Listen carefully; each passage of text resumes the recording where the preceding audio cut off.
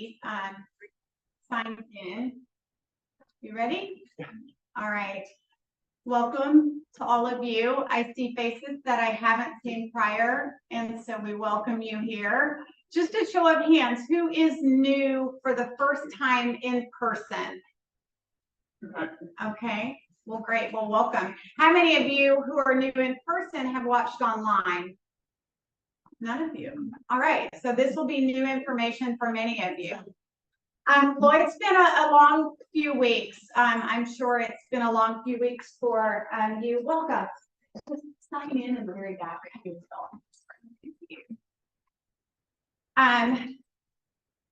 It's been hard on us, and I'm sure it's very likely been hard on you. There's a lot to talk about, and hopefully we will be able to not only give you a presentation that will allow you to have and gather more information, but also gather questions. I encourage you to take notes if it's helpful and save all your questions and comments until the end of the presentation so that we're able to get through things as efficiently and timely as possible. I wanted to go ahead and say though, and it's important to me as well as to our board that you know that we've heard you, we listen, we're learning, we're open to gaining insight and how we can all work together to make Val Harbor the best it can be. That's our goal. Our goal is not to tear anything down or anyone down. It's to build up. We are neighbors. We're not enemies. We can disagree on any number of things, but we are neighbors. And I hope that you'll remember that and that we're not adversaries. We want to be neighbors and neighborly. So if things get emotional or heated or charged in any way, we just ask that you please try to be kind and respectful to one another. If they have a different opinion than you, please try to be respectful and kind in your responses. So I'll turn it over to Scott now, and Scott can introduce himself and begin his presentation. It's about 20-ish minutes. And then we'll give you ample time for your questions and answers. Thank you. All right. Let me get this. Scott, before you get started, could you introduce the board members? Oh, yeah. How about if I do that? Thank you. And I've done that in the past, but I did do that today. My name is Lori Vaughn. I'm serving as president of the HOA board. Scott Stillman is the director. We have Dave Marks, and he's our vice president. And then we have Raul Farid, and he is our treasurer. Janet Mullen is our secretary. Barbara Gaines is a director. Matt Logman is a sergeant at arms. And then we have two that aren't present tonight, and that is Brenda Hess and Tricia Lopes. And they're both directors. Thank you all for your work. Thank you. Thank you. Thank you. All right. Let me get this going. Doing this kind of Zoom is something new and I'm learning. All right. So, Val Harbor. I'm going to talk a little bit about who I am and how I got here, and then what we found and what we're talking about. So, Scott Stillman, who am I? I own a financial planning practice across the lake. Jennifer and I, my wife, moved into 18110 Starbird on January 21, and just love the community. My two core I'm nervous again. My two core values are community. I really like helping build a community and make sure that it's safe. My second core value is financial security. And you don't really get that as a core value unless you've had to make the decision on whether you're gonna buy food or pay for housing for your family. And when you've gone through that process, you want everything to be financially secure. And so that's who I am. The special meeting in May really threw some red flags for me. And so in the special meeting, they were talking about not being able to fund the marina, not be able to pay for bulkheads.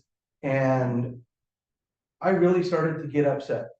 And I have a weakness, and it is I confabulate, which means in my mind, I make up stories to fill in the holes in my actual knowledge.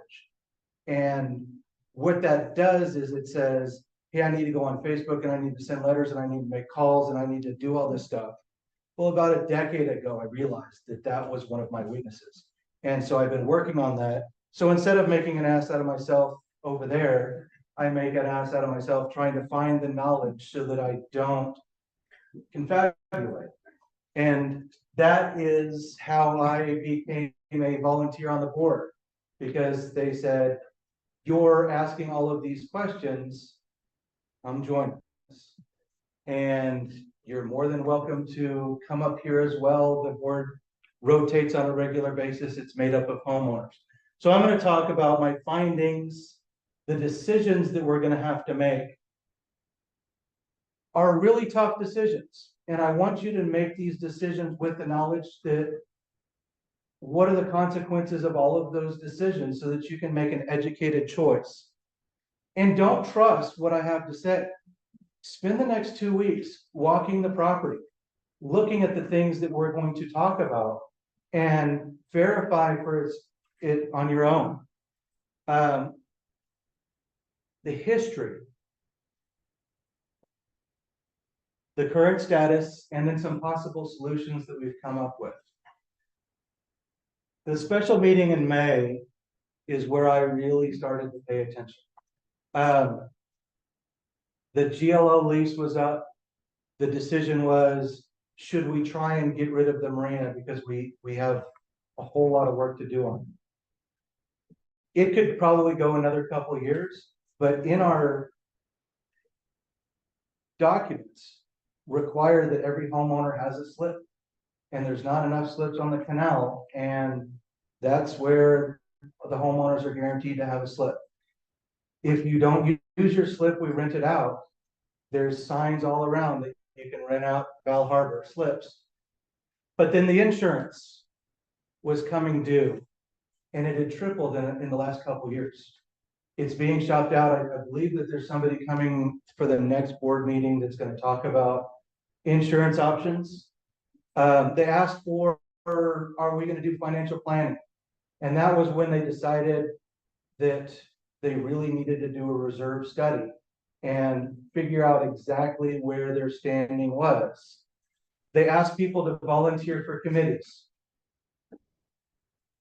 And then they talked about the coordination between Nassau Bay and the Hilton, maybe going into a partnership with part of the marina. Nothing is written down, nothing is in stone, but that is something that has been talked about. And the mayor at all the Nassau Bay Nights Out the last 3 months has been talking about some kind of deal. So where are we? Now there's some untrue statements that have been passed around that we've found gross incompetence in previous boards. And that is absolutely not true. We have found that they have not, we have not found that they've done anything really wrong. What we found is this green line is the income. The red line is spending. A lot of this is planned spending. I'm going to say roofs a lot, but the roofs are uninsurable based on our insurance if they're over 20 years old. So they have to be redone. The bulkhead needs work on it. The marina needs work on it. The tennis court, shoot, I think the tennis court lease by itself pays for a big portion of an extra month's worth of homeowners dues. The it needs to be resurfaced. The pool needs to be redone. Most of it's in pretty good shape, but those are things that have to happen. So this was planned spending. And then we had Harvey. And then we had Uri and Nicholas and the cost of construction materials. There's a index that just tracks non-residential construction materials, has gone up 82%, where the cost of inflation has gone up 32%. And then we had that big thing called COVID, where, oh my God, all the old people are going to die. And so they did not really want to raise the HOA fees in the middle of all of that. And this is our reserve. And it's probably going to end the year somewhere between $350,000 and $400,000. This is where we are. Again, we have found no malfeasance or gross negligence from the previous boards. This is just where we are. So in May, they started talking about the reserve study. And in June, they started actually figuring out the programs to figure out what is a reserve study. If you go to Google and you say, how do I do a reserve study? You get all of the legal aspects of most of the coastal states require that it's done. But it has two functions. The first function is bad stuff happens. We need money to prepare ourselves for when bad stuff happens. Is Harvey, is Uri, Nicholas, but then this fire, that was not us. But the fire was just down the street. And if you've been here for any amount of time, you saw the fire. And they're all having to come out of pocket $35,000 to $40,000 because their reserve was underfunded. They were uninsured or underinsured. And we don't want to be in that situation. But I have to bring it up. So what is a reserve study? You Google it. I went and found one of the most plain English definitions. Most states have it codified into law. Texas does not, but it's on the Google Drive where you can look at it. It's step by step what I'm going through. But it is, what are your capital assets that have to be replaced? How old are they? Where are they in those useful lives? And how long of a useful life is that? And then what is the current value of that replacement for that capital asset? So let's look at capital assets. Here's some retaining walls that were just redone. These roofs were just done last year. I'm going to talk about those here in a second. The pool was done, about a decade ago. This was just done last month.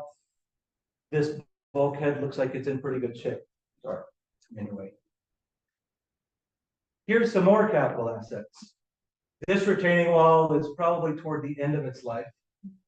This part of the tennis court is probably going to need to be redone in the next year or two or three. These roofs have to be done next year. This is the marina. If you go to the Hilton and go take a picture of it, you see this marina. We could probably push it for another couple years, but you look at that.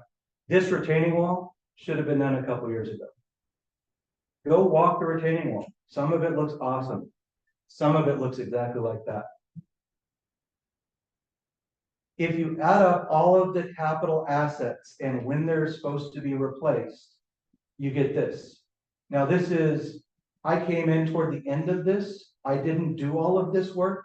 There's hundreds of hours of volunteer work going around the entire property, 42 acres, and looking at every single capital asset that we have, where in their life it is, and when it needs to be replaced.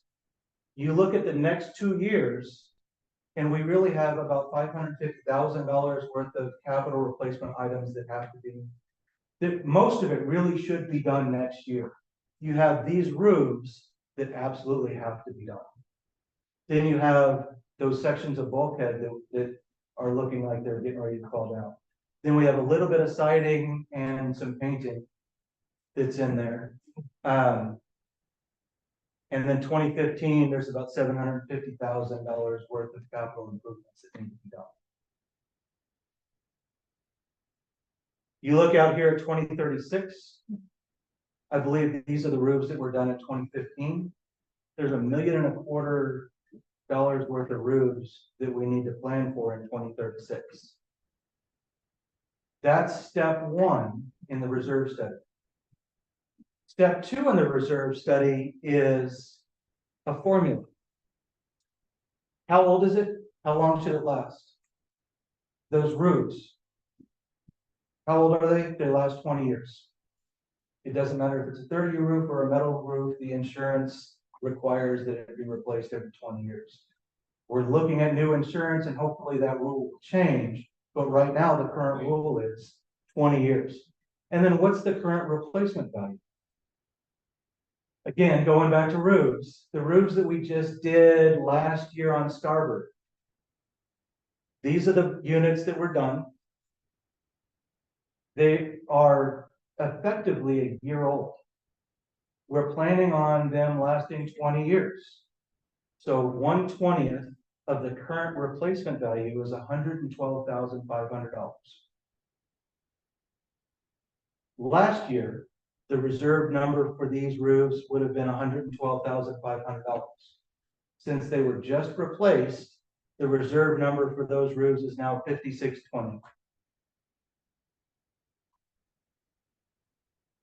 If we take that same formula and go to every single area of the property and we bring it through to what our reserve should be for the roofs, for the siding, for the tennis court, for the pool, for the walkways, for the bulkhead, and for the marina, you get a number that's about $4 million.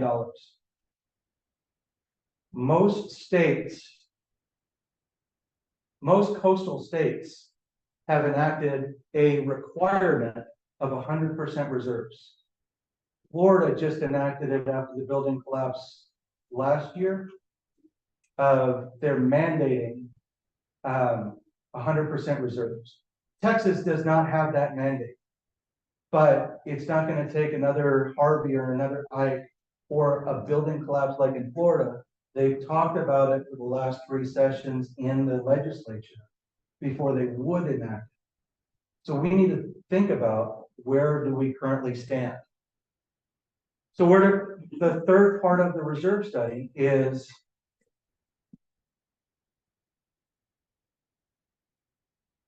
where do we currently stand? If it's not in the law, what is it? If you Google reserve study standings, what is good? 70 to 100% of that reserve number. Weak is 30%. I've told you what the numbers are. We're gonna be less than 400,000. The reserve is 100% or $4 million. We're at shy of 10%.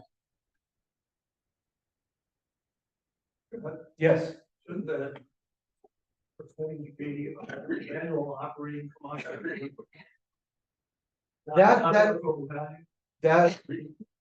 That is what we've been going on. But if you actually look at what a reserve study is and what's mandated in all the coastal states, this is that number. And as we got into what the actual requirements are, and you start realizing where we currently stand, I wish it was annual operating, because it looks a little bit better if it's annual operating, but it's actually, that is how you do the reserve study, and Florida has mandated that reserve study, and I put that document on the Google Drive for you guys to review. So what are the consequences of low reserves? FHA has their own formula, but if you get below 10% and they know that you're below 10%, you can't sell to first-time home buyers. Banks can require the HOA to raise up before you can refinance or get a HELOC loan.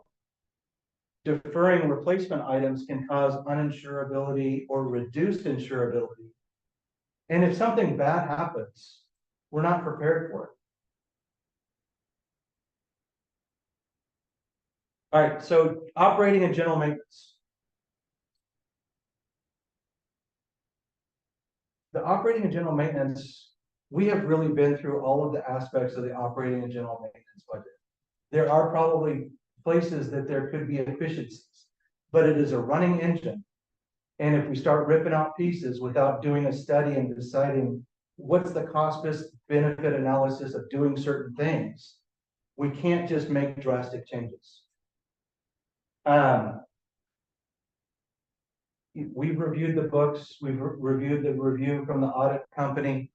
The management has the confidence of the board. They've been asking for more money for years. The board has just not wanted to have this conversation at all, because of a whole lot of other reasons. But the management has our confidence.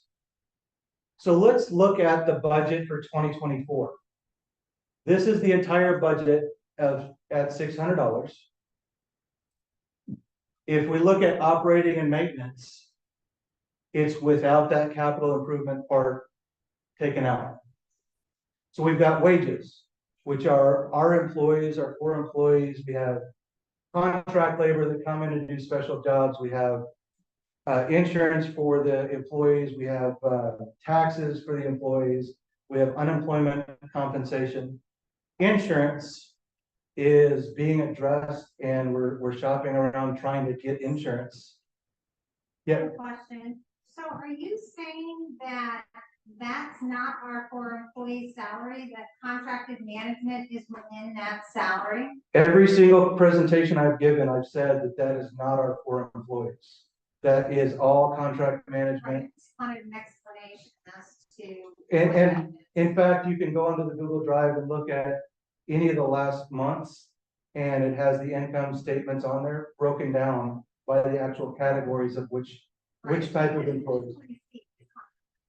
I see other staff standing there on their cell phones, watching the contract management. Could we wait till the end before we get to questions? Yeah, I just wanted to make that point. So general operating and maintenance. What we're really talking about is the capital replacement and the reserves. Short-term fixes. We want you to know what the information is and how to get it. The Google Drive, we put all of the budgets for the last 12, 13 years, the year-end budgets. For the last year, we've gone through and added all of the income statements. We've added the review from the audit company, all of our policies and procedures. We're recording all of the meetings now that are the board meetings. These meetings are available on the Google Drive anytime that you want to go look at them. After today, all 4 of these meetings are on the Google Drive that you can watch as often as you want to. We would like to have a subcommittee that helps homeowner accessibility, how to get this information. The website really needs to be updated. I've started the Google Drive and whatnot, but I don't want to manage the Google Drive. Joy's been adding stuff as we've been able to digitize it, but I don't want to be the person that's doing that day to day. A portal.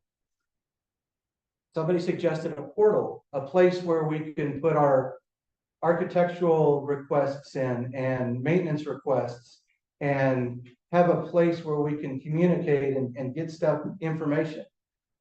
OCRing the CC&Rs. I know that you can do it, but that's turning it into from a scan to a document that we can search through.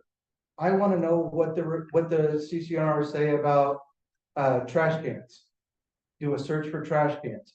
Right now, all we have is a scanned image that you have to read through 30, actually 70 or 80 pages of stuff in order to find the correct document to get that.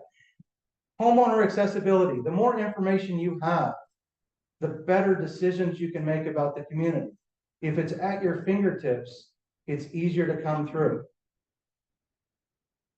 Increasing the maintenance fee to $600. We had talked about special assessments, and the board made the decision that we didn't want to do that because we already have people complaining that I don't live on the bulkhead. Why should I have to pay for somebody's bulkhead? I live on a bulkhead. Why should I have to pay for somebody else's marina? I don't use the tennis court. Why should I have to pay to replace the tennis court? We don't want to divide the community. And a special assessment requires, what is it, a 2/3 vote of the homeowners, and it has to be very specific. It's for the bulkhead. Well, I don't live on a bulkhead. Why am I going to vote for that? And it does not address the reserves that we currently are really low on. And so the $600, some people wanted $750, some people didn't want any, but the $600 really starts to address the capital improvement needs that we need and building back up the reserves to an amount that's not gonna, wait, I'm almost done. All right, so this is operating and management. This is the 463, the 550, and the 600. We want to force us to save money into the reserves. So that's what this number is. This number here is what's left. The $550,000 at the 600 will pay for those capital improvement things that have been identified that really need to be done next year. That's how we came up with those numbers. 550 plus a little bit of reserves. We'll probably have to dig into it the year after, but then we're in a much better position because these things, once they're done, move way out here, and the reserve requirement for those that are just done are much lower than the sitting there waiting to be done. If we don't do them, the reserve requirement keeps building on itself because then you have more and more and more deferred maintenance. And at a certain point, those bad things could happen. So, long-term solutions. We're talking about forming some committees. We need to make sure that we're doing it legally and we have all of the structure in place. But people to sit down and say, have we done everything for the reserve committee? We're amateurs. We went through and we looked through the budget and what we've done, what we own, and tried to look at everything. But have we done everything? And walking the property and saying, well, we expected this bulkhead to last 30 years and it's 20 years old, but it really looks like it's in good shape. It could probably last a little bit longer. Or this siding on this house should have lasted 7 years, but we had a storm, something happened, it needs to be replaced next year. That's what the reserve committee is really supposed to be looking for. An O&M reserve review committee, looking at the different pieces and trying to find efficiencies in our operations and management budget. There probably could be some. And we talked to the insurance guy. He's going to be looking at the insurance for the employees. You're talking about a couple $1,000s, and we really are talking about hundreds of thousands of dollars we need. Those efficiencies add up, but it's not something that we can change just overnight. Document review. It takes the homeowners 2/3 vote to change the documents, but we really need to review them because some of them are out of date and should be updated. Reading them, looking at them, making suggestions on what we need to change. A ground subcommittee, walking around, it's the MOOP subcommittee, matter out of place, looking and seeing, is there trash after trash day? Do we need to pick up a little bit of stuff? Did a branch break and do I need to pull it to the road? Or did a tree fall down and we need to call the maintenance people? Or somebody is doing something that's against the CCNRs and we need to let management know. If it's against the CCNRs, we need to enforce it. If we think it's dumb as a community, then we need to change it. But we need to address it either way. So we are committed to the long-term solutions. Volunteer to help. There's going to be a call out in the next month or so trying to set up those committees and what their scope of work is going to be and what we're going to do. If you want to be on the board, people roll off all the time. If somebody doesn't fulfill their spot, the board has to fill it before the next vote. Volunteer, let us know that you want to be on the board. All of the subcommittee volunteer lists are out there. They asked for volunteers at the May meeting and nobody volunteered. Now that you know why we're asking for $600, we're gonna get your questions. Let me stop the presentation and let the Moopers or the Zoomers see the full screen and 30 seconds. We ask with your questions that you would speak loudly. Zoom is great, but it makes it very hard for them to hear what your questions are. They tend to hear us fine, but as we pass the microphone, which we will, please speak up as clearly as possible and as loudly as possible, so that the people on Zoom are able to hear. Also wanted to make note for you all that are on Zoom and attended other Zoom meetings, we cannot monitor that chat. We are merely taking questions from the live audience, but we will save the chat and even address some of your questions tonight for past Zoom meetings, as well as the chat we saved tonight. We'll try to address those questions on the 28th. So I think I'll turn it over real quickly to Scott to address a few that were discussed prior. Are we Sorry. good here? Yeah, the camera has a bad glare, so I'm trying to fix that real quick. If you have someone who is actually on Zoom and they're saying we can't hear, we lost audio, any alert, please let us know, because it's happened in the past where we've been able to fix something that we didn't know was wrong. Okay.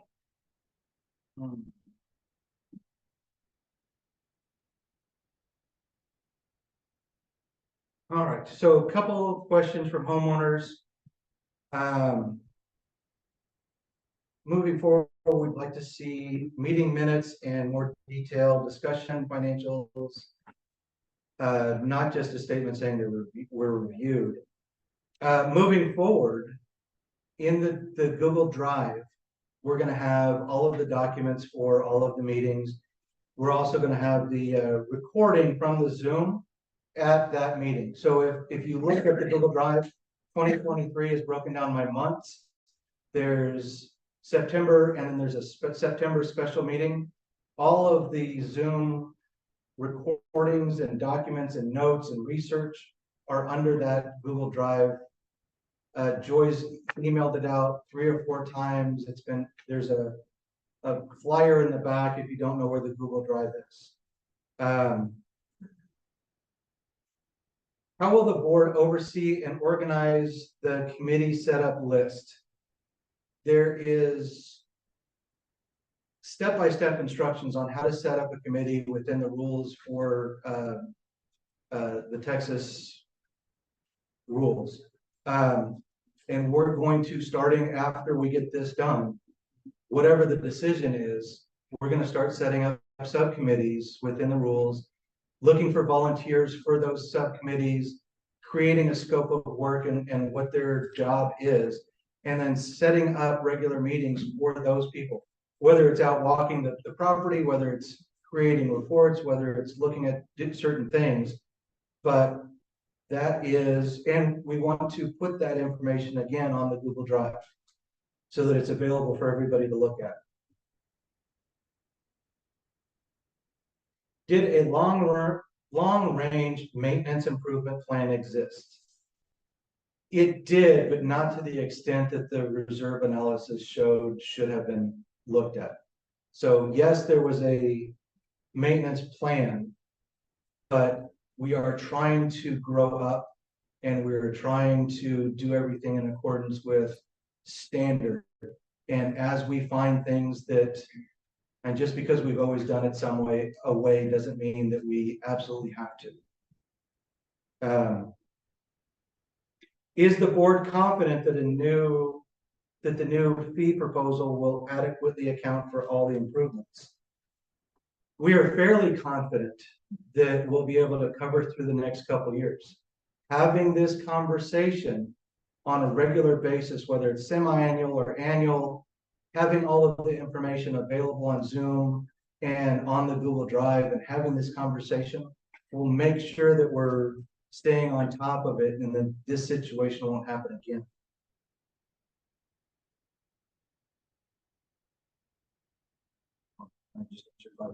That's it. All right. So now I think he had a question first with the green or Pat. Paul, Paul. Yeah, it was. Paul, let me give you the mic though, so the Zoomers can hear you. Yeah, Will you say your name and where you live and how long you live here? Everybody, please, it helps us. Yeah, my name is Paul Overbeek. We live on Lighthouse Drive. We've been here since just before I moved in about 3 months before I did. And we kind of fun. Favorite hobby.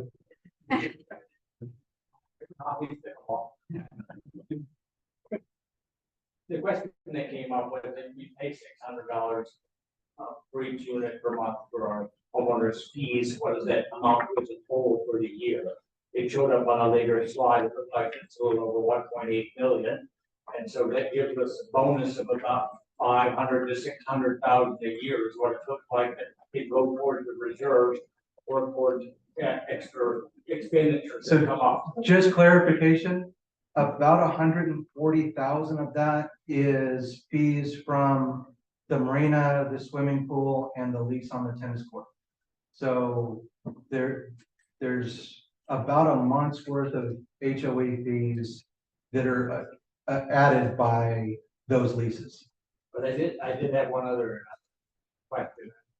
It just is my curiosity. We have a marina that seems to be damaged every time we get a hurricane that comes through. Is it possible to put in a marina that won't be damaged every time we get a hurricane that comes through? Yeah, it is possible, but it's possible, but it's gonna cost you a lot of money. I mean, just to fix this is gonna cost a lot of money. It's possible to do, but then you have to look at, are you meaning to fix it up so we can lease it out or fix it up so homeowners can have boats in it? You know, that's what you have to decide what you want to do. Oh, I'm sorry. We're doing it wrong. The Zoomers cannot hear if he doesn't have the mic. Okay, so let me go back then. Okay, the question was, can we build a marina that can withstand a hurricane? Quite possibly, but we can build anything. You know, we were kind of limited by our lease what we could do with this, but you can build anything. You could fix anything around here to make it stand up better. But every one of those things is going to cost money. It's as simple as that. I mean, Did you have a ballpark estimate for a special marina versus repairing the marina? We'd have to get quotes. No, we don't even have a ballpark because it just didn't even look like it was on the map, quite honestly. Yeah, that's one of the things that is probably gonna be kicked down the road just a little bit. And it's also one of the reasons why we've been talking to NASA Bay and the Hilton to maybe get money that we can do that as a community and as a group, as opposed to standing on our own. And even at the $600, it's probably gonna be a couple of years before it's really addressed well, because we have much higher priority things that need to be done sooner. In conjunction with it, is met.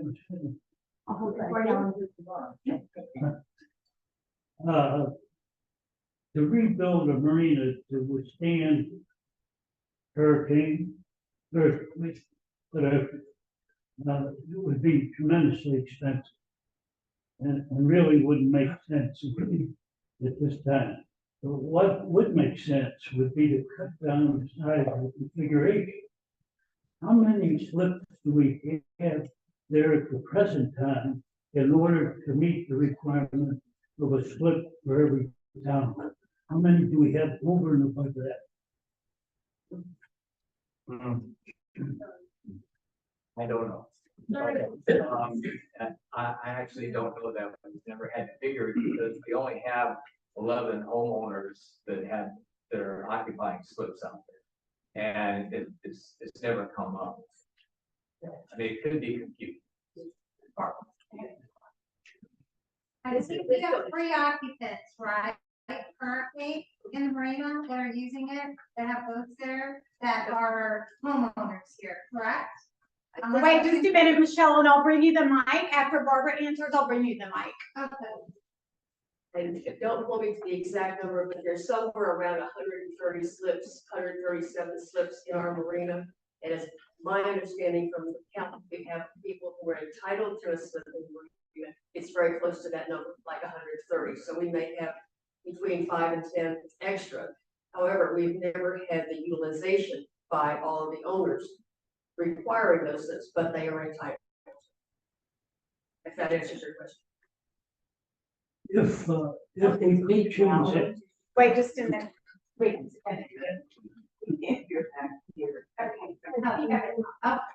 So from what I understand, an estimate was done, so it'll be about 5,000 per homeowner to improve the marina somewhat.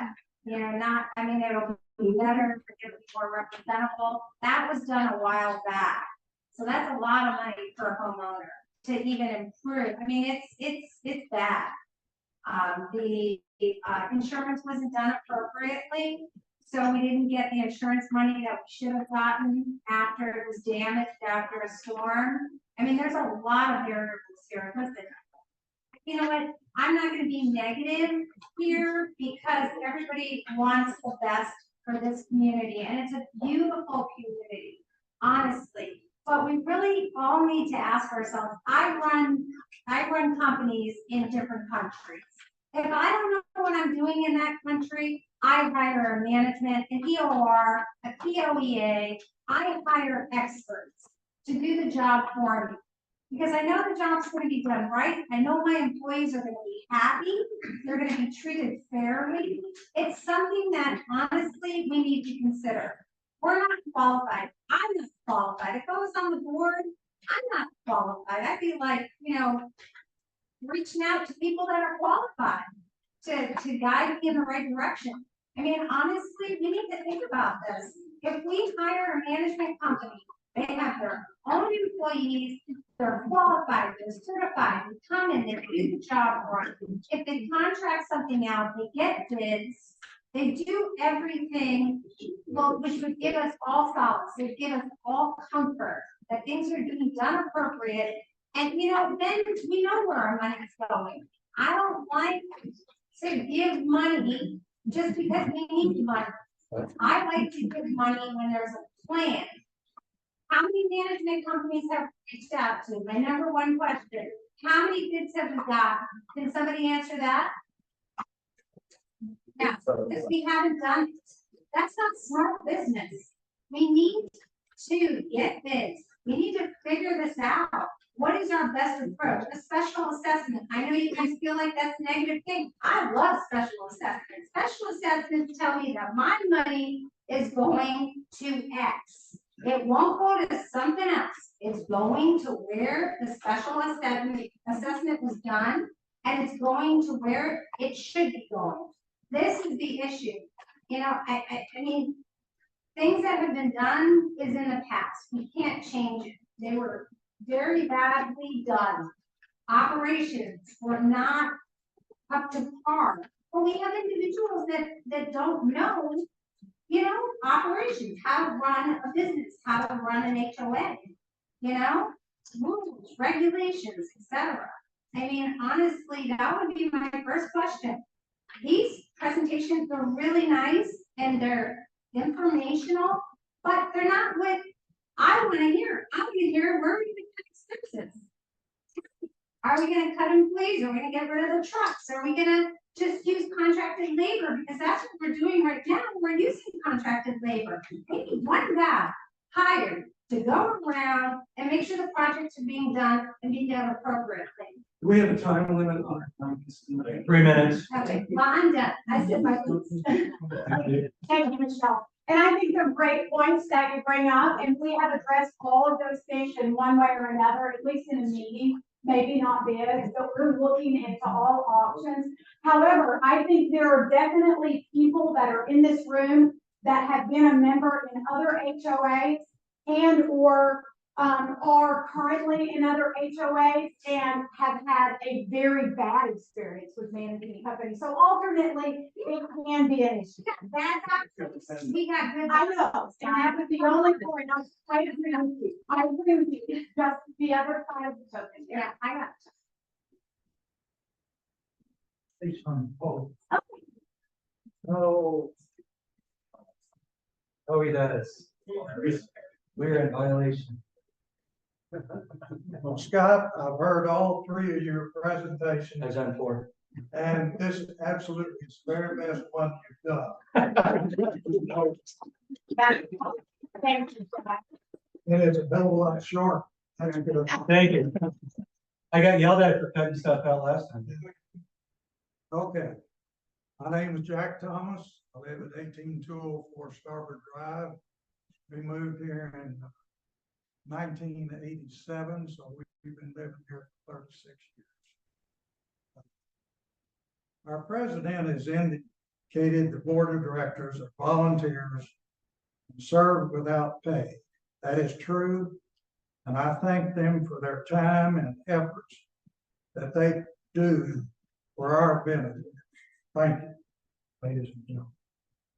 But, however, Mr. and Mrs. Board members, you volunteered for this job and you wanted to be on the board. Madam President wanted to be president or she wouldn't have accepted the job.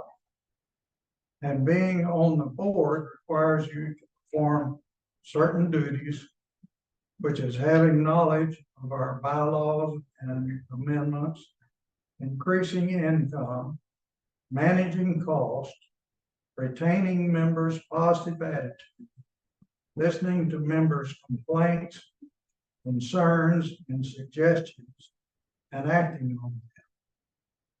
And the board should also recognize their mistakes when we make them, as per God mentioned.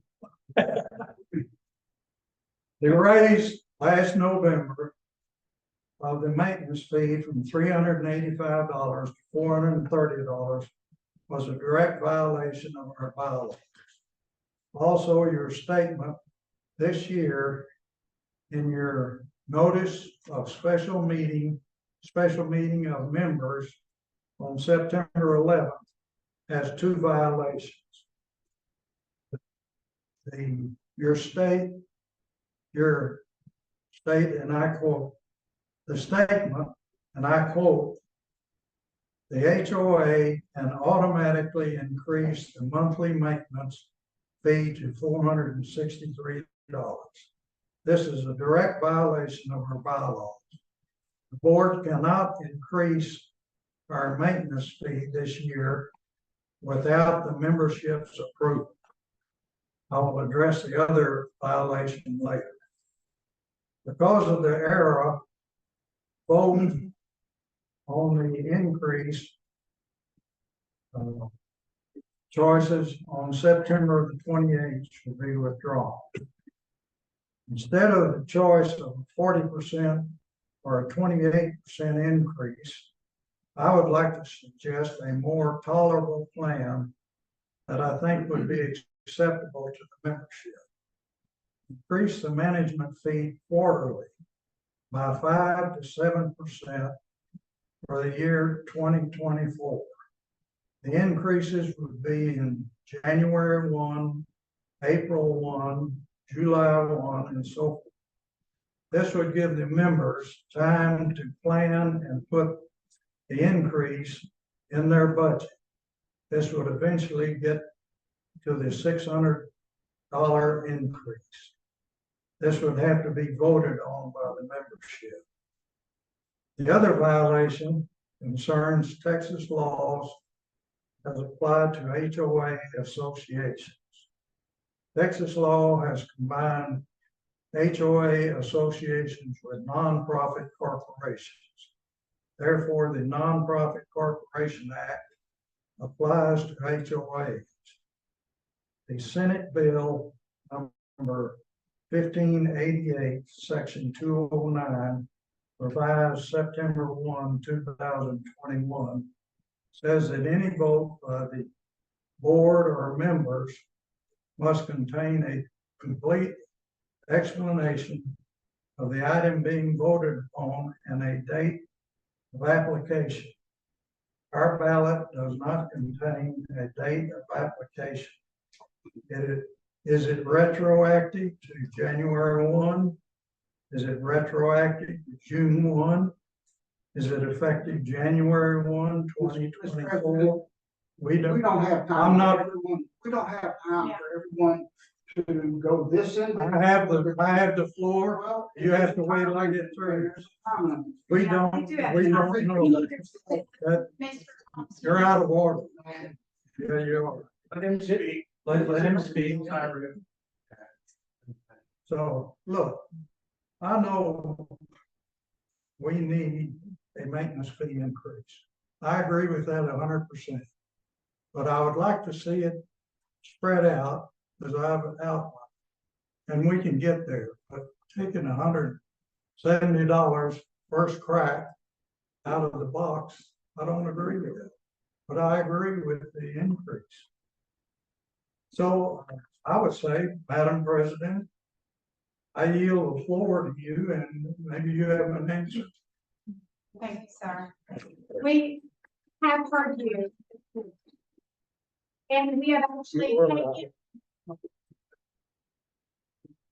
taken the information that you have provided in this meeting as well as others, because I know your point has been made very similarly in the past. Our attorney tells us we are not in violation. And so we are confident in that statement to say we are not in violation as per our attorney. Does anybody else have anything to add to that? We just got another confirmation today. I asked Joy to please check on that, and it was checked very, very specifically, and there has been no violation to our HOA. Everybody has the ability to vote based on your own conscience. And this is the vote that we have on the floor that we're going to vote on. If you don't want this to happen and you want something different to happen, vote no.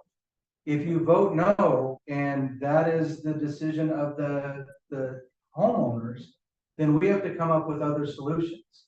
And this might have been hasty, but everything was done legally. And we really, the budget is coming due. And we need to have documents in place so that we can say how much we're going to spend. We really needed this vote before the budget comes due so that we can plan for the coming year. Yes, we could change the budget in the middle of the year if we decided to do it. But that was our thought process with, we really needed to have a budget. If you vote no, we're gonna come together as a community and come up with other solutions. But those are the choices that you have.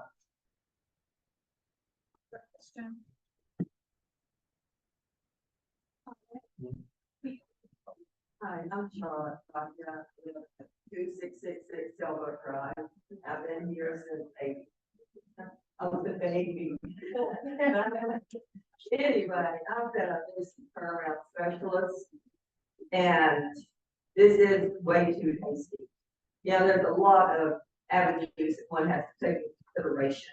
And one of the avenues that we have to really look at hard is, okay, what's it going to do to our sale prices for our homes? All of a sudden, out of the blue, $600 a month, there are a lot of people who are planning on selling. And you get a lot of investors in here buying. This place is going to turn to crap, putting it in a very mild way. And I don't want to see that. I love alcohol. I don't want a lot of investors coming in and renting our property. And secondly, as a business turnaround specialist, you never know for sure just where things lie. And you have to do a lot of backward research. You have to look at it from the buyer's standpoint. You have to look at it from the seller's standpoint. You have to look at it from the manager's standpoint. You have to look at the whole ball of facts. And a lot of times where you think the money needs to be spent is not where it needs to be spent. It needs to be spent over here. What we need to do is have a plan. And I do strongly want to vote on this, because it's our only way that we can take everything in consideration. Is nothing ever goes back down. And once we do it, it's done. And I love Bal Harbour. I don't want anybody to have to move because they can't afford to live here. Because these people that moved in when I did, or in '85 or '90, they're the ones that are the backbone. They have built this. I mean, it's almost like the River Oaks of communities around here. It is thought that well though, for old property this age, these people that y'all saying, we don't care if you have to move, get out of our way. Hey, they're the ones that have made it a land of dignity. Thank you. Ma'am, if you heard that. What said that to you personally? Has Yeah, or it's gotta be a rent property or something like that. Yeah. Well, kids. Hi, I'm Dee. I live on, Lakeside Lane. I've been here for 15 years. And I just wanted to know, is there, let's see, I had it written down. Okay. Is there a list of critical need for improvements at this point? That's number one. And, example, roof leaks, specific bulkheads which are falling or failing rather, causing foundation damage, foundation problems. And have repairs versus replacement been considered? And also, all the bulkheads are not in the same state. Some were repaired when people listed their homes for sale. Are there others that can be done now with reserves on hand to mitigate bigger exterior concerns? Example, erosion and foundations. Lori, can anyone answer that? Yes, we can. Okay, thank you.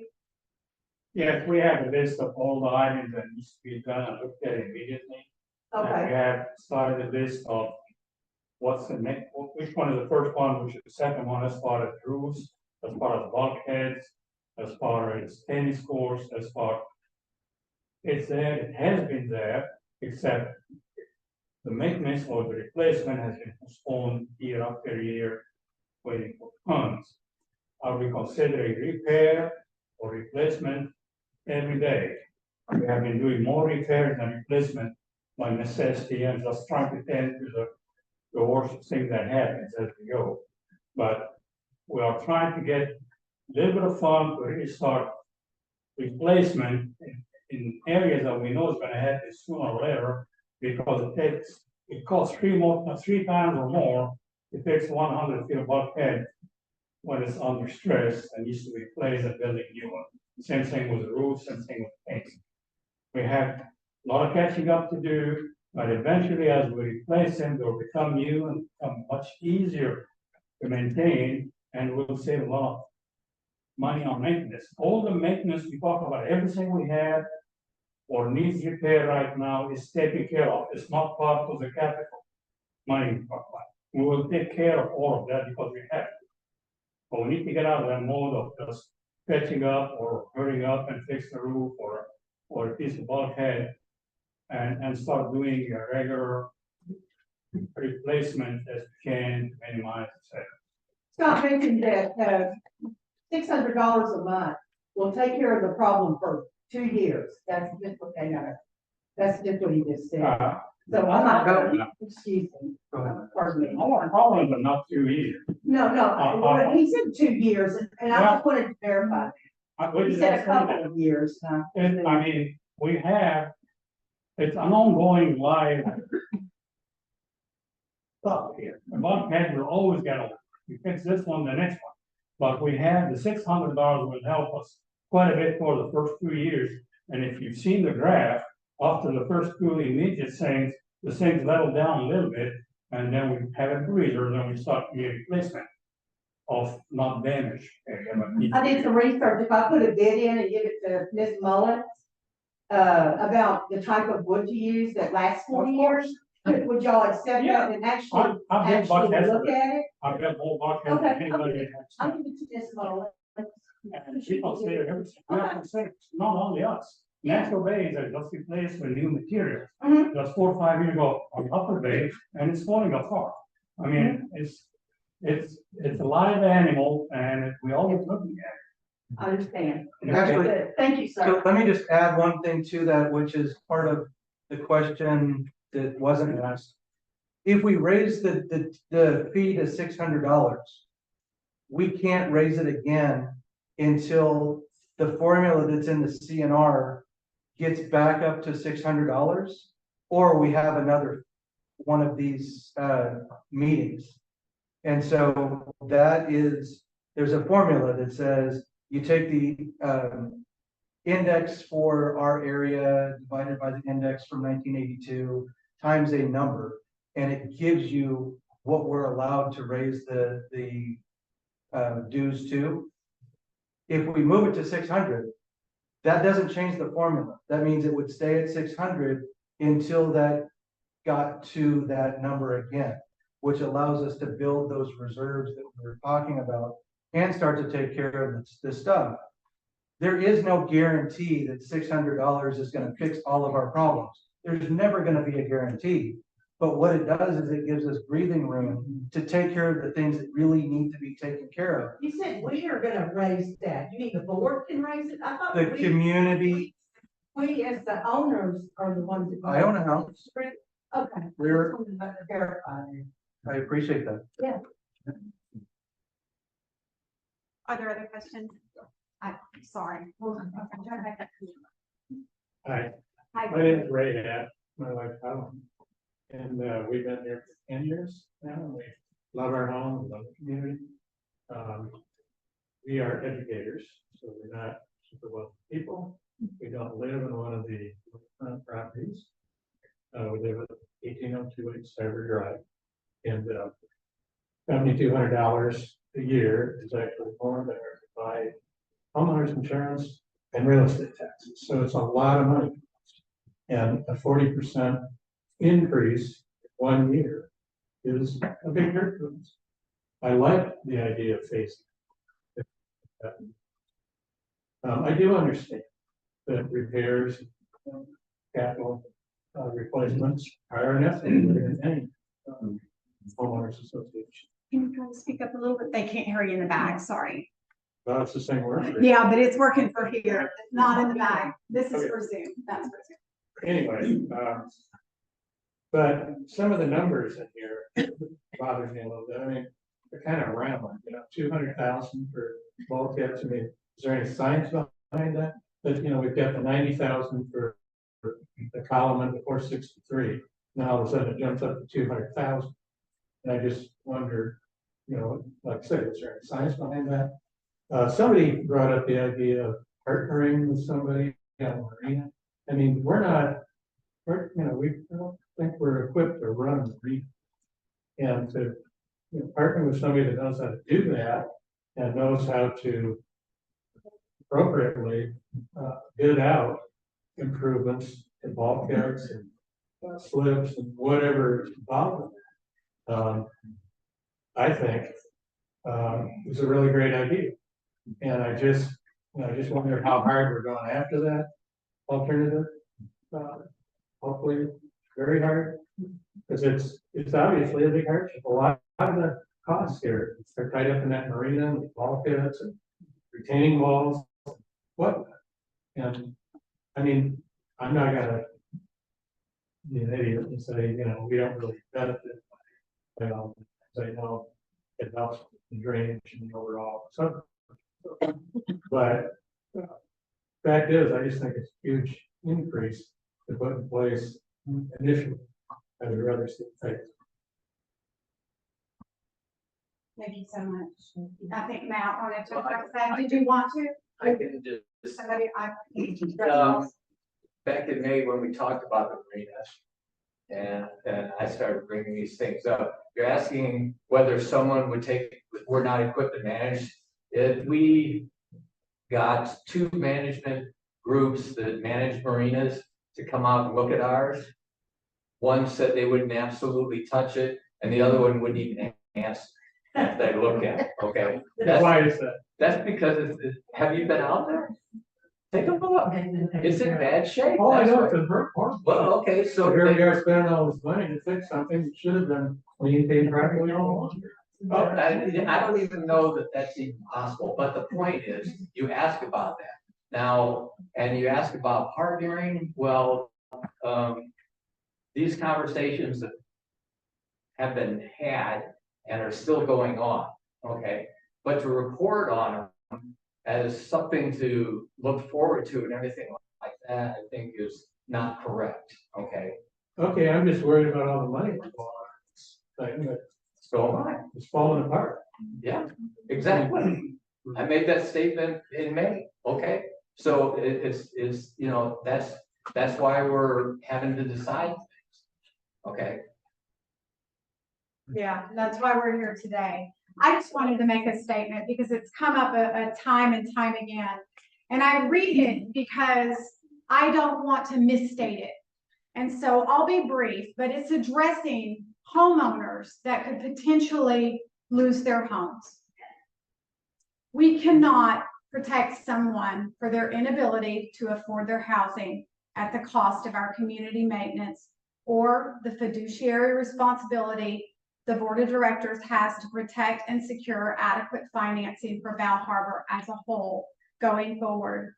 The objective of this board is to improve upon Val Harbor, not to divide us or to cause anyone to need to relocate as a result of a cost prohibitive monthly fee.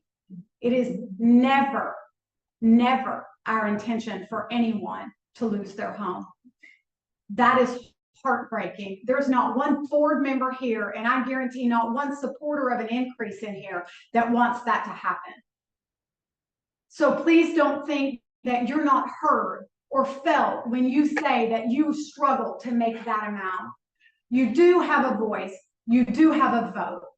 And so we encourage you to vote, just as we have said time and time again.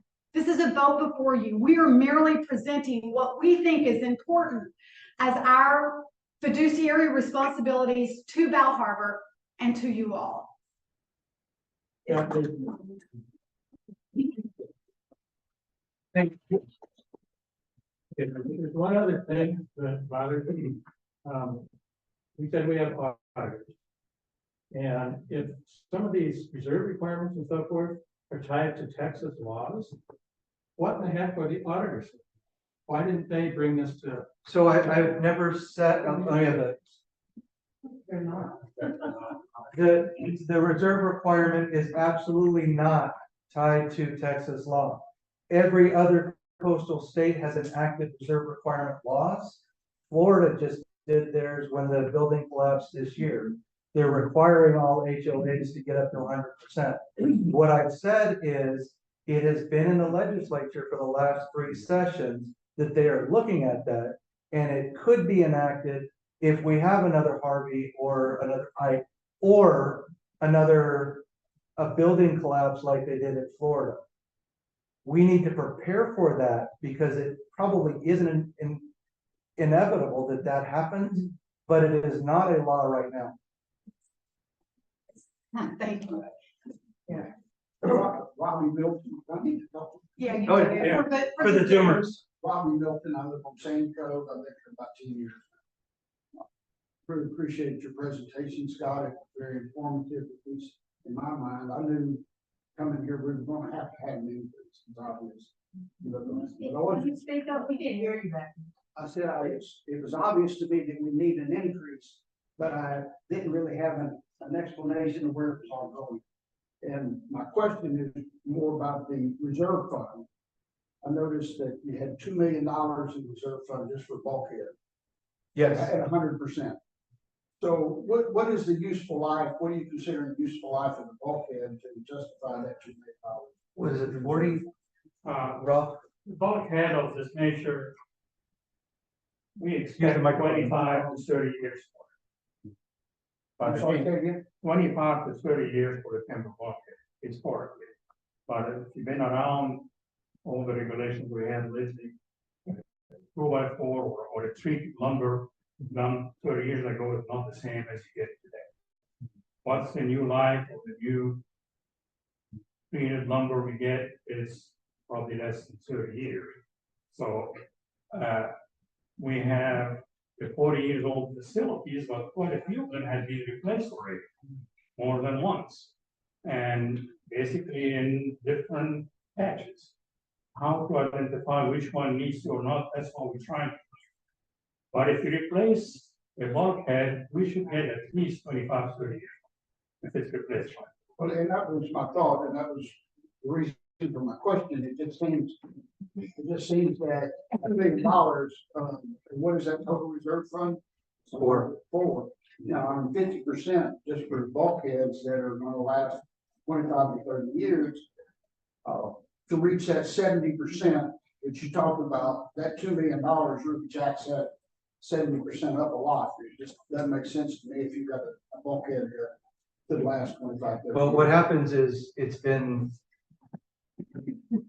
so without going too far into the weeds, what's happened is it's been kicked down the road.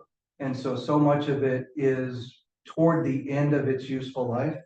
As it gets replaced, it would go toward the way out 35 years or so in that reserve calculation. So instead of 34 35ths or 33 35ths of the replacement cost, it would be 1 or 2 35ths of the replacement cost would be the current value for the reserve.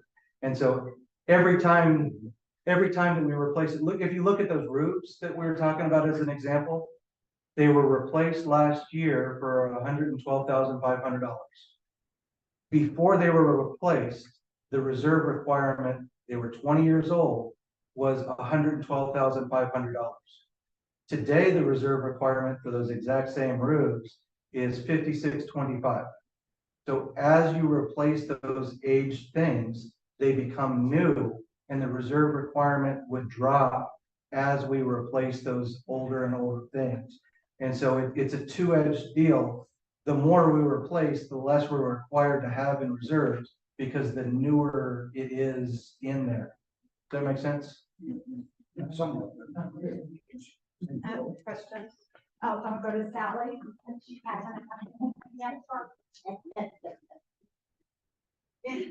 I'm Sally Livingston, live on Lakeside Lane in 2 different townhomes at one time. I've been here 35. I was a baby that time. I have 3 points I'll try to be quick. My concern is, as a buyer, because I just sold a townhome about 5 years ago here on Lakeside. Today, we're looking at 40-year-old homes and asking a buyer to buy a 40-year-old home and pay $7,200 a year for maintenance fees. I don't think many are going to do that. A lot of these homes need to be remodeled, unless you remodel it before you sell it. which I have done a little bit of that. But, it really concerns me on the chance of reselling our townhomes, should we need to move out or just get relocated. My second point is, I did this a couple of meetings ago, I just wanna go over some math, because it blew my mind. I'm gonna do it real quick. $600 a month times 12, $7,200 a year for each of us. Times 6 years, and I'm using 6 because that's when Scott said we get 70% of reserves. That is, each of us is paying $43,200 in 6 years for our townhome. I think what you could use $43,000 for.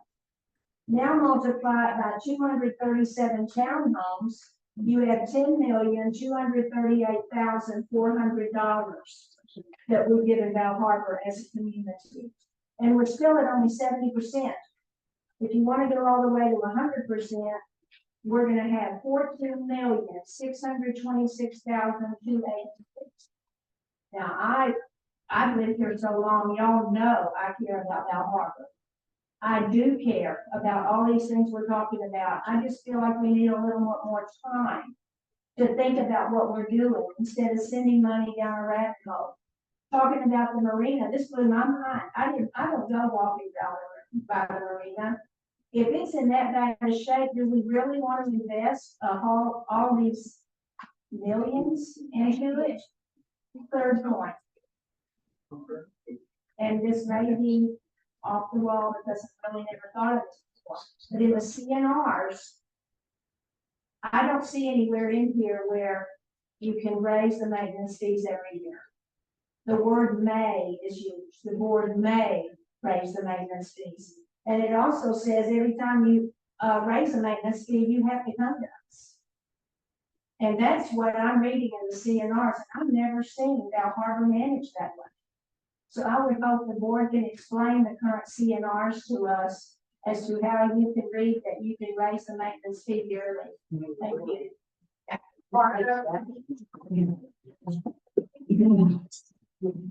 So, that's something you know. This question has come up, as you know, because you've been here several times. The documents say that if you want to raise the association maintenance fee over what is allowed in the documents, which is the formula that Scott talked about a little earlier, you have to have a vote from the owners. It does allow, the board is not required to raise fees. We may raise fees based on the formula that's in the documents. That has all been presented to the attorneys this past week. They have confirmed that the way it's been done is correct, and they recommend that there be no changes made in that procedure. Yeah, yes, ma'am. I don't know if there's interest in doing it, but I don't read it that way. I just have everyone to go home and read. Oh, well, this I have read and reread this 1.1 fee adjustments. It's in Article 5 of your CNRs, probably all have it. But y'all take this home and read it, because in 1.1 fee adjustments, I don't see that you even have the power to raise it yearly to a certain number.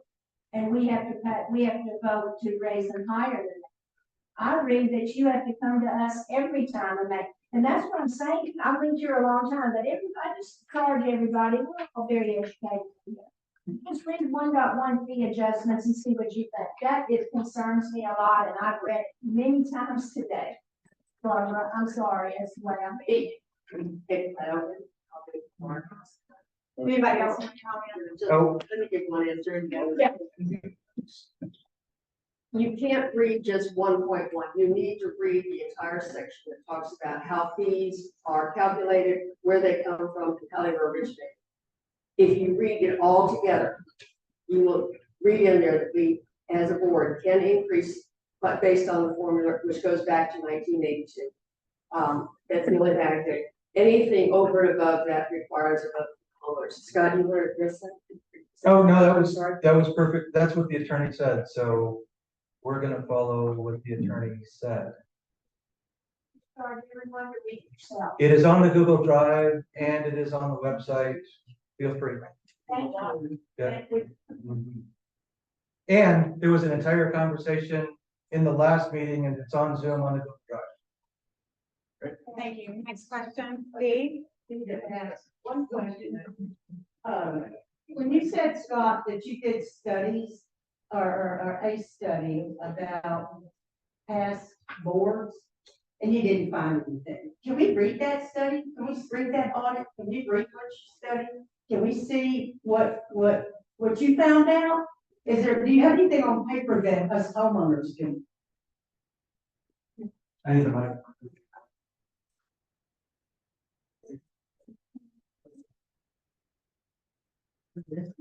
What I said was, we have gone through all of the documents and all of the income statements that are all on the Google Drive, going back as far as we can. Looking at the audits and looking at the management, we have not found anything that is in order that we would not have done ourselves with the knowledge that they had.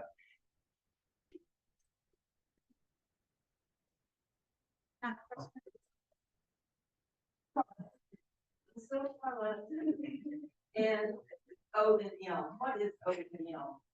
Okay, I think it'd be nice, if the only page out there is not written exactly what it is, operations and management or maintenance. Okay, and, you know, if you flip on back here, there's a lot of places where people can sign up. Like it was printed, it looks like those are the only people that are on the board, but it's not. And what is, well, I'm just saying anyway, look, they're not on the board, but there's other like pages where you can sign up. And I think it's really important to pay attention to our operations and management or maintenance. And the one, I know, I signed it because I looked and saw, I'm just saying it doesn't say at the top, so people come and they don't know what the O and M stands for. Right, and I will clarify that I created this document, Correct. that is my. That's one point. I'm gonna use my net. Okay. And another thing is, I really would like to know why Scott selected this community. I would really like to know that second. No, that's perfectly fine. Let me have the mic. So I was told to cut this out because my 15-minute presentation went to 35 minutes. And so I did not talk about my core values. And my core values, you know, I've been helping people manage money for 24 years. And you learn a lot about yourself when you're doing that. My core values are community. When Jennifer and I moved here back in 2001 and we were looking at houses, we parked and we walked around. And there was a little gnome garden underneath the bush over on Sailboat. And as we were walking around, we walked the bulkhead and it's pretty. And people stopped us and they talked to us and they told us about the community. And they said, oh, what a wonderful community this is. And it was the type of people that you want to stop and have a conversation with. You see people out all day walking their dogs. You don't see a lot of through traffic, so you can walk in the middle of the street and very few people drive fast.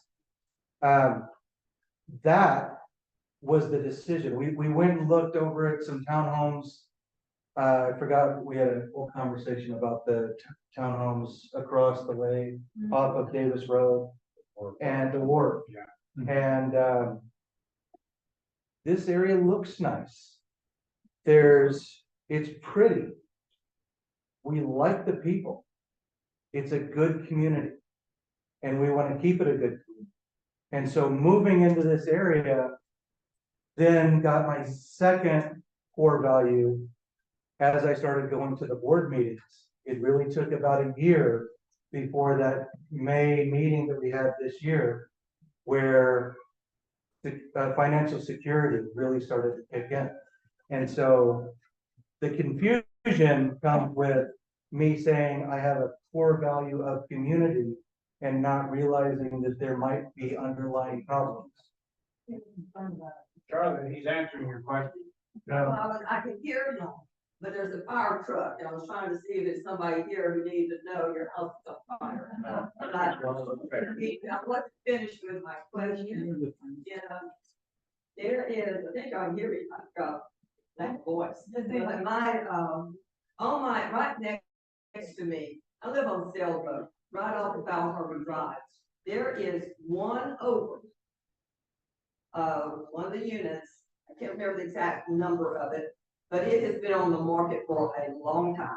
And that place is totally redone inside. I'd like to be able to find out, why hasn't it sold? I know. You look to the left of me, and, may I finish?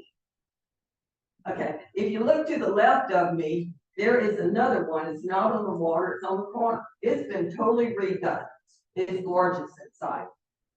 You know, and then somebody told me it's been on the market for months. Somebody told me about another one, they've already had to come down once, they already came down, you know, they had a second open house to come down again. Okay, why is it not moving? I know. We need, let me finish, okay, you have had like an hour to talk. We get 2 minutes here and 2 minutes there, and I feel like you really have an agenda that you want to sell us.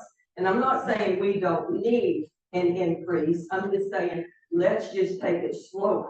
Let's just slow it down, don't do it this year, let's study this.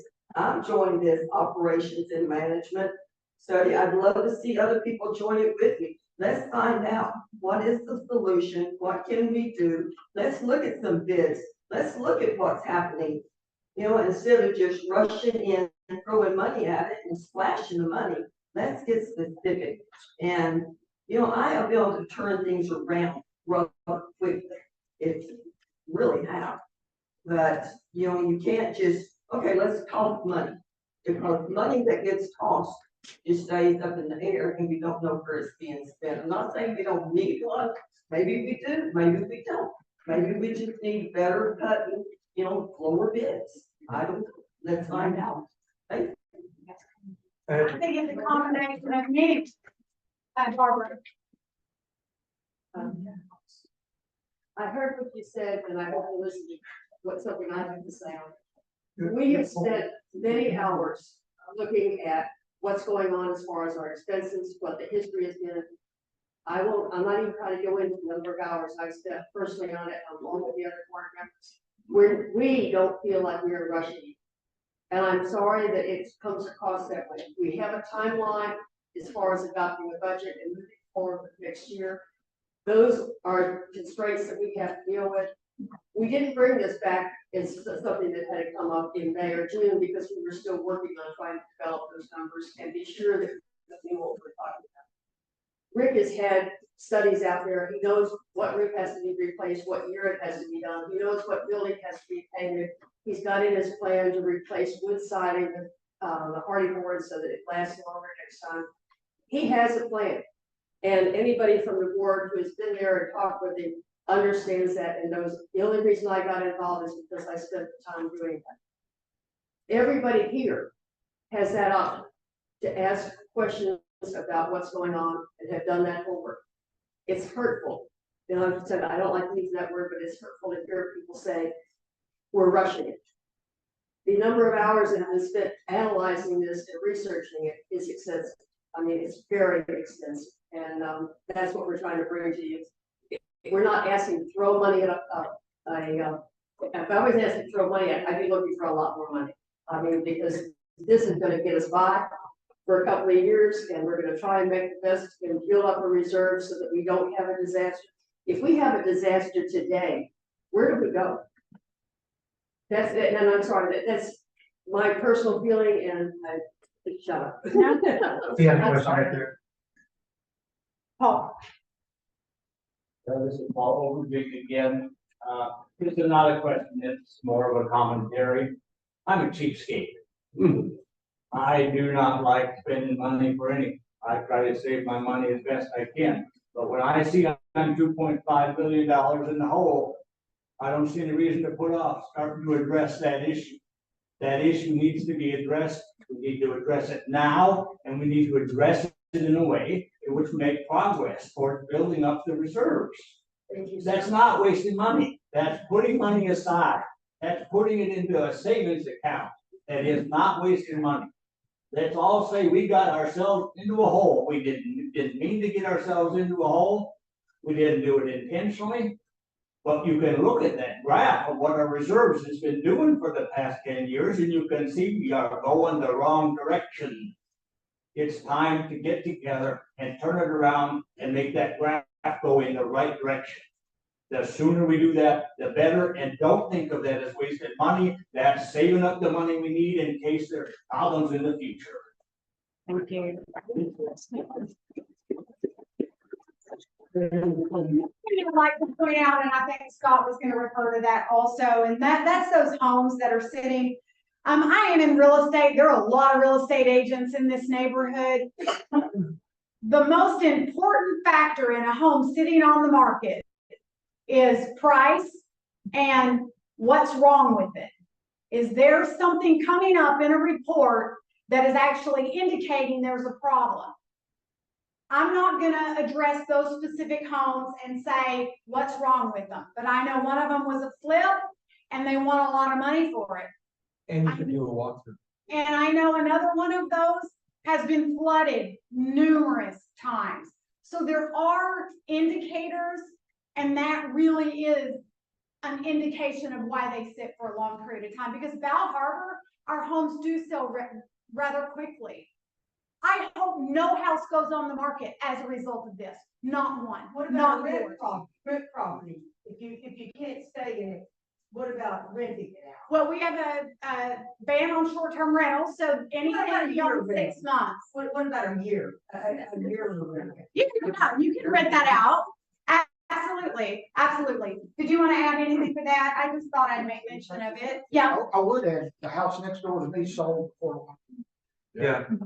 that's last week. Is there anybody else? Yeah, Casey. I'll get to you. I'm trying to sell anything. Casey Good. 18159 Bill Harbor Drive. We lived here for 43 years. The only thing about that is we've seen a lot in Bell Harbor. Seen a lot of meetings, I've attended a lot of meetings, I've participated, I've been a member of the board years ago. Things haven't changed in terms of the basics. We talk about the reserve study, we had reserve studies way back when I first came here. That hasn't changed and they have money for the reserve. So what's the problem as I see it, for what it's worth? First of all, when it was presented for $170 for that rise with such a short notice, I'm sure it was a surprise to everybody. It was a surprise to me. And I've seen a lot of raises. I think it was too much money in too short a short notice and not enough explanation of what all that was required about, because we lived there a long time and we haven't had a catastrophe other than Alicia. But from the standpoint of catastrophe, we can't deal with something if we expected an earthquake tomorrow, so that is not happening. So what do we have to do? We have to take care of what we've got to put it in the kind of shape that we all want, so that we either want to enjoy it while we live here, or we want to be able to sell it. So what do we have to do? We have to look at how can we set this cost of increasing our monthly income to handle what we have to handle in the manner that it needs to be handled. Not all the bulkhead out there needs to be taken care of today. There is some that does. In terms of the homes, each one of us insures our own home. We aren't worried about that. We can't compare this to the catastrophe down in Florida. It's not the same thing. But we do have to take care of our property, and there isn't anybody in this room that doesn't want to do that. So, if we can take the time, we have to raise our fee right now. Maybe that's what we need to do to take. I don't see where we're in an emergency where we're going to fall apart tomorrow if we don't get the money the 1st of October. I may be wrong, but the numbers I had up don't come up to that. But in any case, we do need to do it very quickly. I appreciate all the time that you have put into it to come up with what you have here. It's a good basis. Now we can maybe take that a little apart and do it in steps. We need to do that. We need to do it quickly. But we can do that so it's acceptable to all the homeowners in terms of raising the fee. Thank you. Thank you. I appreciate that. And that is why we're having a vote. That's why it's a vote and there are options. Anybody want to add to that? I have another question. Yeah, the vote, that's a good segue for me. Okay. I have an issue with the ballot. It makes it appear that there are only two choices. It says 550 or 600. It doesn't, it doesn't address voting no on both of those. I think it's misleading. I think it makes it look like you either got to vote for 550 or you got to vote for the 600. And I'm not tipping my hand as to which way I want to go, but I think it's misleading. I think it should be fixed. Yeah. We actually inquired about that with the attorney also, and it is not able to be redone at this point. Our intention was not to have confusion. You're not interested in my answer? We are sorry that it was misleading to you and that it was unable to. I'm sorry? I think it might have been done intentionally for the lawyer, well. No.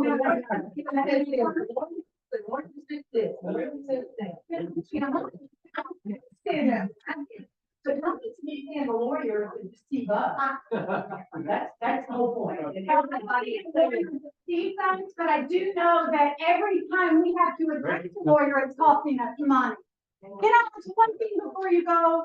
Would you please actually walk our canals and our property? A lot of people I see walking on the street. If you have a question about our bulkheads, our docks, our decks, our marina, please walk them.